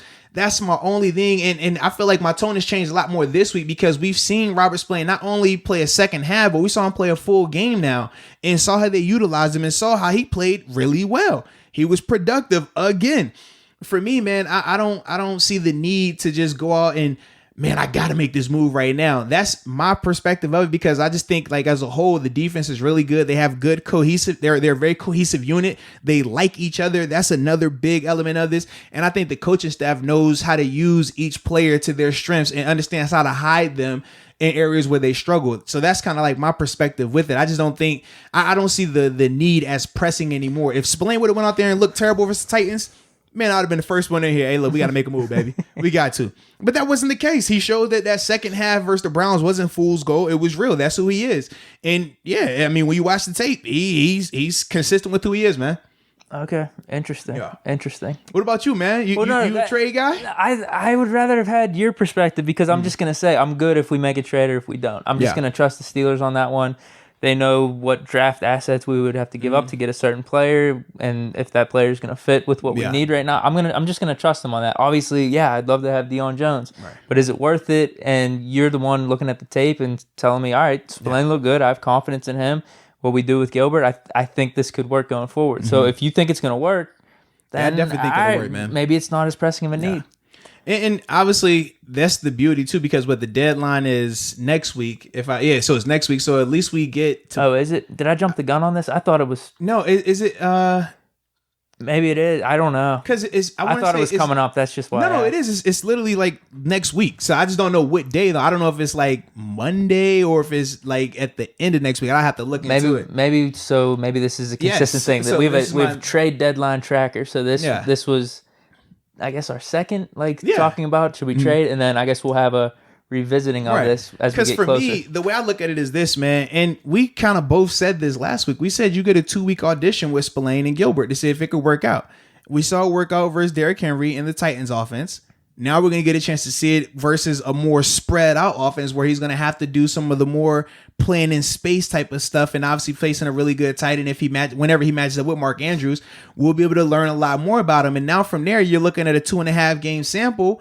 And you can say, all right, I'm confident in this throughout the rest of the year. If I'm not confident in it, well, then I still got time to make a move. But we said, even last week, we said these 2 games gives you that opportunity. You don't have to jump the gun. And I got to see when this trade deadline, I can't remember. I don't think they're going to get that 3rd game in beforehand. But these 2 games right here were the big test to see, okay, what does Spillane look like? And as long as he continues to play well, if he plays well on Sunday, like how he did last week and the week before that, then yeah, you lay that to rest, you go with it. If he, at any point, you feel like, man, this is going to be an issue, well, then without a doubt, you make them calls. You do whatever you got to do. So right now, this is where we sit. Yeah, now I'm good. We'll see the new information this Sunday. And absolutely. Then we'll have our trade deadline tracker talk. Because, I mean, obviously, if you go out here and stink it up on Sunday, it's going to change the tone a little bit. But as it stands right now, he's looking good. You're feeling good. All right, cool. Absolutely, all right, man. So last topic. You brought it up. You brought the hot topic. Absolutely, man. You know, I like talk about my former teammates, man. It's funny because the way you just reacted to AB going to Tampa is how people have been reacting about Elbow going to the Chiefs. Oh, man, they're going to the Super Bowl now, man. They're even more heavily favored. The rich get richer. They already stacked. He looked really good. You saw he looked when that game. He looked good. He looked good. Yeah. So they like, hey, man. That's how people are feeling. Absolutely. I definitely think it's a great addition for them, for sure. Because people already felt that the Chiefs were the favorite out of the AFC. And for me, I feel like they're the favorite out the AFC anyways. When they added L. Bell, though, that's when people looked at it like, man, that takes them over the hump. That gives them that much more talent now. I don't know if that makes them over the hump. I think it's a good addition. It's tough because I wouldn't say running back was like a great weakness for him. Hilaire's been doing pretty good. He has been. I think he's just a nice second addition. Or third in the league in terms of rushing right now. Yeah, I think it's a really nice addition for them. Like I think Bell complements Hilaire pretty well too. Mm-hmm. Like he's got the patient running. He's probably a better. I don't know how good of a pass catcher Hilaire is, but I'm not saying he's bad. But I'd take Bell over him for sure. Just knowing what he brings to the table. So their offense is really good. It's just definitely and their defense been playing well too, man. Ever since last year, man, when they started reconfiguring that defense, man, bringing in Tyrann Mathieu, I thought was huge. Them getting a pass rusher, taking care of the linebacker situation. Their defense has looked a lot better the last year and this year, man. Which was a big reason why they won the Super Bowl as well. We talked about how Mahomes, obviously, he had the big throw in the fourth, but a lot of that game, man, their defense was making plays and ultimately keeping them around, man. Interesting. I think it's a good move. I think it was a good move for both. We talked about this, like, where is Bell going to go? What's he thinking? What's on his mind? What were the temes? It was the Bills, Chiefs, and Miami. Dolphins. Yeah. So, obviously, he's trying to get a ring. The Chiefs are in the mix. It made sense for both sides. That's kind of what he valued a little bit more as opposed to going to Miami. You talked about like the tax breaks and maybe living in better weather, or even maybe just being the featured guy. Yeah. I guess he valued going to the Chiefs and playing with Mahomes a little bit more. So, dude, I don't know. I meant to ask you, did you see what he said? Oh, man. Dude, I don't want to talk about it. Everyone's got their own opinions. All right, I was like, did you notice it yet? Someone tagged me on Instagram. They were like, they said at chilling with Deke, like, look at this disrespect. Oh man, I got no comments. Everyone's got their opinions. All right, I got no comments. Fair enough. You got any other hot topics, man? I'm good. All right, I like it then, man. That was fun. I like the hot topic segment, man. Yeah, me too. I'm surprised you brought one to the table here. I brought the two. I thought I what was brought, the other one? No, I had X Factor. Never mind. Yeah, because oh yeah, you asked me about the kicker X Factor. Yep. I say Claypool. Yeah, because we both kind of. I felt like we were both already jumping the gun on the AB thing. We was ready to do that. Oh yeah. I'm surprised we completely forgot to talk about it on the last. Yeah, one. I know. We were just so amped. I'm like, coming off the big win with the Steelers. Man. But yeah, he hasn't played yet. Oh, so and then still be relevant. And then I guess the last thing that happened was Odell tearing his ACL. Man, that officially got confirmed this week, also, man. So, yeah. I don't know. It's really unfortunate, man. Absolutely, it's unfortunate for him. And actually, it's crazy. There's been a lot of those ACLs and Achilles this year, man. Barkley, so, yeah, it's definitely unfortunate, man. As we're going down this thing, yeah, man. Dak was ACL. Yeah. Right? No, Dak was ankle. He was it Achilles? No, that's an ankle. Broken ankle. Yeah, that thing. Yeah, you're right. You're right. Jeez, praying for that man. That was rough. But yeah, man, it's been one of them crazy years, man. But you know what? In the words of Coach Tomlin, we do not care. We're focused on us, baby. We do not care. I don't care about what's going on around y'all. We focused right here. 7-0. Keep these things rolling, baby. That's what we call them, right? So, that being said, man. Yeah, hopefully all the injured players in the NFL, I just want, prayers for them. Hopefully everyone gets healthy. That's all. That's all we're hoping for. And the we do not care was not towards the injured players. It was to adversity I understand. in general. Absolutely. I just wanted to send out my thoughts. Hoping for the best. Anywho, man, that was a blast. Like I said, man, definitely enjoy the Steven Nelson interview, man. It's super fun, man. Got some good stories in there. So, yeah, we appreciate everybody for tuning in. Thanks for all the subscribers on YouTube. And until next time. Peace. All right, ladies and gentlemen, this next guest, man, I'm extremely excited about. First off, he started out as a 3rd-round pick to the Kansas City Chiefs in 2015 out of Oregon State University. Then he signed with the Steelers in 2019, signing the largest free agent contract in Steelers history. We know him as Nelson Island, but he goes by the name Steven Nelson. Steve, man, how are you doing today, baby? Oh, man, I'm doing good, man. I appreciate you having me on. No doubt, man. Hey, and first off, man, I just want to know, man, what's it been like for you being a part of the Steelers organization, man? Man, it's been like a dream come true. It's been awesome, man, since day one. It's been like home. Like, I feel like I was drafted here, man. That's what I tell some of the guys all the time. Man, I love it. And trust me, as a guy with a similar story in terms of coming from another organization, it does feel like home, man, when you get there, baby. Definitely. And just talk a little bit about, man, what went into that process to even sign with the Steelers? Oh man, it was a cool process, man. As you know, it's a little stress in there when you about to sign that free agent deal. Not really knowing, where you're going to go. You're hearing from different teams from your agent and whatnot. And I tell you, the Steelers, were one of the teams that, me and my agent, we didn't really know were actually, or had me on their radar. It was a few other teams or whatever, and Steelers came on like towards the end, and man, they gave my agent a call or whatever. They were rapping back and forth, and it was a no-brainer for me. I was just like, man, Steelers defense. If you're a defensive player, that's the team you want to go, right? Absolutely. So I was like, it's a no-brainer for me. Thank you. I like that. Now, Steven, I did some research on your backstory, and right. You ended up going to a junior college. Your grades weren't too hot in high school, but like I was even reading, like your time in junior college, like it was kind of tough. Like you were having Burger Kings for meals. You were living in an apartment with 6 other players, but then some of them ended up leaving. You stayed the course and then played your way on to Oregon State. Could you talk about that time period and just what you remember from that? Yeah, man, that was a real rough patch in my life, man. But I think, I grew from it, man. So I think it was definitely, I definitely had to go that path to be where I'm at today. So, just a little, you know, uh, to piggyback off what you said, man. So yeah, picture this, I left high school all the way from Georgia, went all the way to California. Wow. Um, Gosh. yeah, went to California, man, on my own. Well, I knew, like one of my family members actually went out that way to play ball, and he always told me about it. He was like, man, you can come out here, man, and kill these boys, man, get a scholarship, you know what I mean, and stuff like that. But the whole time I'm like, man, that's too far. Like, you know what I'm saying? I'm fresh out of high school, but push came to shove, man. I ended up doing it. I actually signed to Carson Newman. I don't know if you ever heard of that, D2 school Okay. in Tennessee. I actually signed there out of high school, but I just couldn't settle, man. I knew, my talent level that I can play at a Division I school. So I just, backed out of that offer or that out of that signing and end up going all the way to Cali. And I tell you, the story is true, man. I stayed with six dudes in like what, 2-bedroom apartment, man. Wow. It was crazy, man. It was a lot of a lot of arguments over small things, man. That was crazy.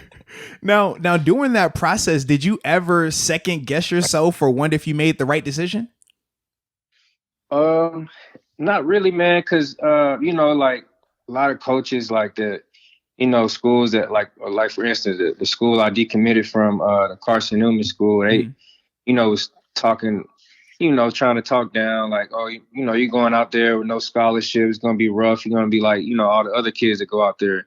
And that kind of motivated me, but the whole time I didn't really need that because I had a vision, that I could play Division I football. Like I had friends that, I knew I was better than in high school, and they were off playing, starting a D1 school. And I'm like, oh yeah, it's Yeah. gonna, you know what I mean? So I'm Absolutely. watching these cats while I'm getting thrown in the gauntlet. I'm watching these cats, starting, and I'm like, oh yeah, I'm about to go out here and handle business. You know what I mean? I like that, man. I love the self-confidence, man. And I mean, when you look at how the story has played out to this point, man, you definitely have been coming through, man, and making the right choices, man. So I'm definitely, sort of a fan of you in that regard. Now, we know what the defense has looked like, right? In terms of the crazy standards y'all have been able to set. But we also have seen at times this season where it's been, maybe one or two slip ups here and there. So just talk about, man, what's been the biggest challenge for you guys defensively this season? Yeah, I would say, like early on, man, just kind of, getting that communication down, man. And, I kind of tip my hat off to, having a preseason, man. I think preseason, even though a lot of people don't really like it, but I kind of feel like, that's where you get all your mess ups in and stuff slip ups in, and you kind of correct things. But, we jump head first into the season, man. And, you get we got our mistakes out, in the beginning of the season. So I think right now, our communication is getting better. We're trusting each other, and now we're just playing better each and every week. Yeah, and I definitely can see that as well, man. And you're right. People don't like the preseason, but I feel like us as athletes, man, you appreciate it because you know how significant those reps are, man. Right, 100%. Now, we got a new linebacker in right now, man. Obviously, Devin Bush went down due to injury, man, but Robert Spillane obviously filled in second half versus the Browns, and then he obviously got the start versus the Titans. So just talk about your overall confidence level in him, man. Yeah.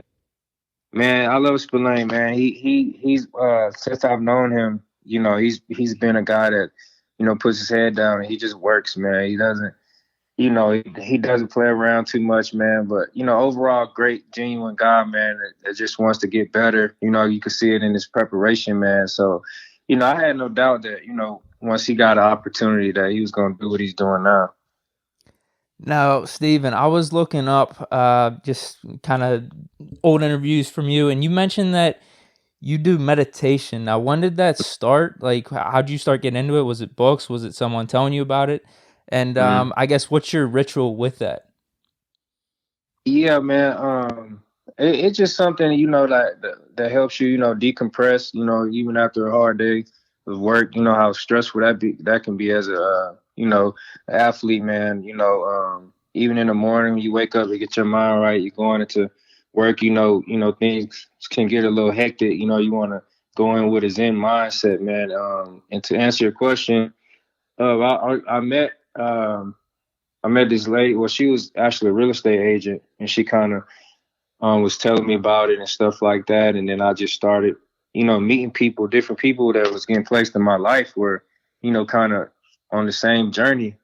And it was just like a no-brainer. Like I just kind of, I think it was like I was drawn to it a little bit. You know what I mean? So right now, what I do is, I just kind of, set some time for myself, whether it might just be 10 minutes, 20 minutes out of my day. It doesn't have to be, long, where I can just kind of, be with myself and clear my mind, you know what I mean? And just kind of get away a little bit. I think it helps. Man, I like that. The power of the mind, man. Keeping it positive. Yeah. I like that. That's big time right there, man. And something that a lot of people overlook. I mean, that's a huge part of just life in general, man. Right. You need that. Absolutely. Now, we know at the beginning of the season, you guys were out there playing with no fans, but these past couple of weeks, you've had the opportunity to be back in front of fans, obviously twice at Heinz Field and then most recently in Tennessee. So just talk about what's that been like for you being back out there with fans, man? Man, it's been awesome, man. Like I was one of the guys that, I feel like I'm pretty well at, self-motivated myself. Like I don't really need much, but I will say the fans, man, they bring a different type of energy, man. Like, you kind of thrive off of that. After you make a big play, you hear the crowd, you know what I mean? It's, it's just like a momentum changer, shift or whatever. So, when you're out there, when there's no fans, it's like, you come out the tunnel, how. Absolutely. You hear that crowd, it's like when you out there with no fans, it's like crickets. It's like, man, this ain't nothing, So it definitely makes a big difference. Now, could you talk about the time you went off social media? It was for like 3 years, right? Why did you go off, and then what was that experience like? You mean like on my Twitter? Yeah. Didn't you take a hiatus for like 3 years or something off social media? Yeah. I had took a little break from it, man. I just felt like I needed to, detox from it a little bit, man, because as we all know, social media can get a little crazy. Absolutely. And do you remember what happened? What triggered you to want to get off? I really can't. I can't remember verbatim, but I just know I remember it's time consuming. So I know it just came a point where I was like, I'm over this right now. I need to just lock back in and focus mentally, because you can find yourself on it all day and kind of time pass you by. So I just took a break from it, man. No, man, you're absolutely right about that. Sometimes you definitely do got to decompress from the social because it gets reckless. Yeah. Now, man, we know y'all got a big time matchup this weekend, man. Obviously, the 5-1 Baltimore Ravens. So just talk a little bit about that matchup, and more importantly, just stopping Lamar Jackson, man. Yeah, man. As we know, man, it's AFC North, divisional type of game, man. Big game. Rival game, man. So, both sides are going to come in emotional, high energy. So, it's going to be a physical game. And the key for us on defense is stopping them is reading our keys, man. They do a lot with their offense. Lamar Jackson, he has a run pass option, man. So, we definitely got to be on point. Just watching him, grow over the past, couple years, it's been something special, man. So, like I said, man, we just got to be on point, read our keys, and I think we'll be fine. Could you talk about your relationship with Joe Hayden? Obviously, you two are some of the two best cornerbacks in the league, part of that conversation. Just what have you learned from him, whether it's on the football field? How has your relationship developed since you came over here to Pittsburgh? And I don't know, just anything interesting about what you guys have going on. Yeah, man. Since day one, he's one of the first guys I spoke to when I signed. And he just been, kind of welcoming spirit with open arms, man. Anything I ever needed on the field, off the field, Joe's always been there. Joe's, anybody knows Joe's genuine, good guy. So, that he's helped me, get adjusted within the system and the scheme of things, in a major way, man. So we feed off each other on the field. So, if I make a play, he makes a play, we get hype off of that kind of stuff. It's like an ongoing thing, man. So I think, us both, man, that'll help us, carry each other through the season. Now, has he helped you with your sneaker game at all? Uh-oh. What? Say that again? Has he helped you with your sneaker game at all? He's big into Jordans. Actually, he gifted me about two pair of Jordans last year, man. I used to be a sneakerhead, man, like in college and stuff, man. I kind of got away from that stuff. I got some kicks, man, but not like Joe. Now, could you tell us about this Texans subbing story? I think it was early on in your career. I don't know if it was rookie year or whatnot, but you subbed yourself in and you were going up against Hopkins. Could you tell us all what was going on there? Yeah, that's hilarious, man. It was, I don't know. See, that's what I'm talking about, man. It's this whole spiritual journey, man. I've been on crazy, like, cause that was my rookie year. Didn't play much at all. Like, only thing I was on was special teams, 3rd round pick.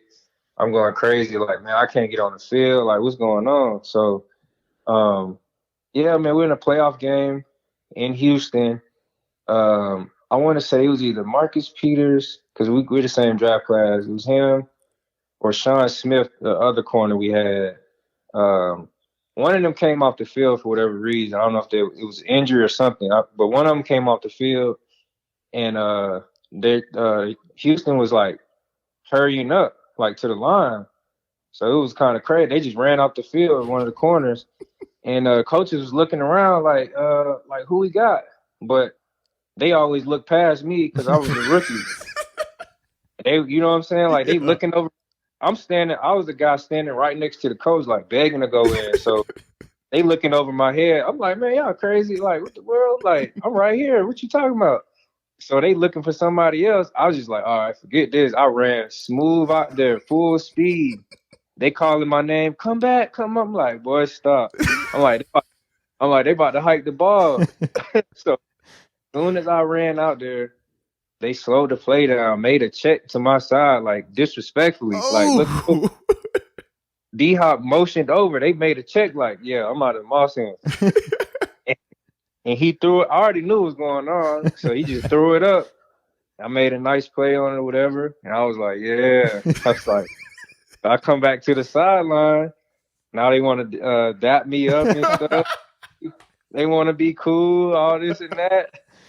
So I ended up playing the rest of the game, made another nice play. I was like, yeah. I love your confidence, man. Like, you subbed yourself in a playoff game. God. Man, in a playoff game. Wow. Playoff games, man. Hey, those coaches, man, they get tight. Everybody on pins and needles. God. I'm telling you, I was dying. I couldn't to play. That is funny, man. So, Sticking with just your career and things like that, man, just talk about who's the best player you've played against throughout your career. My best player I went against had to be probably Julio Jones. But this was like my second year. This is my 6th year now. So this was the year I think they went to the Super Bowl. Okay. So they were rolling. Mm-hmm. This is my first year starting, my second year in the league. We get down to Atlanta. That's like that's my hometown. So I had all my family there. Oh, yeah, at the crib. Yes, sir. This is like the last year they had the old stadium. You know what I'm saying? Mm-hmm. So I'm hyped up. Man, dude might have went for 100 on me. But in front of my family, man, I was sick. Man. I was like, man, it's all good, man. Hey, that won't happen again. You're right about that, man. Sometimes you just got to chalk it up to the game, man. Not in front of the fam. Golly. Not in the fam. He was like, oh, yeah, this is his first year starting. It's like he knew that in his head. He was like, oh, yeah, this is starting. He's like, I'm about to kill you. Oh, I like it. All right, now, Steven, this is our last question we have for you, man. First off, man, we just want to say again, man, we really appreciate you taking this time to hop on the interview, too. But just talk about your welcome to the NFL moment. My welcome to the NFL moment, man. Let me see. Oh man, welcome to the NFL. I got a couple, man. I would say that story I told you, the playoff game, I just subbed myself in. I would say that's one, but another one was my rookie camp. Somebody blocked me over to the water, like literally to the water. Yeah, like blocked me, like dumped me on the water, on the water cooler. Oh, wow. Yeah, man, it was bad. I was like, yeah, that's like I was like, yeah, this the NFL now. But the coolers fell and everything. You get wet. Gosh. I think so. I think they pushed me all the way to the side. He was a tight end though. It might have been. I don't know if it was Kelsey. It was a tight end. It was a big dude though. Man. Yeah, man. So that's my welcome moment. No doubt. Well, I will say this, man. We all go through it. It builds character. That's it. Just builds character. We good. Hey, nobody saw it though. It was a camp, so I ain't tripping. Right. Well, Steven, man, we definitely appreciate you again, man. Keep being great in everything that you do. Ultimately, man, continue to be healthy as well, man. We're definitely keeping you in our prayers. And yeah, like I said, man, go out there and do your thing this weekend. Yes, sir. I appreciate both of y'all, man. No doubt, man. Appreciate it.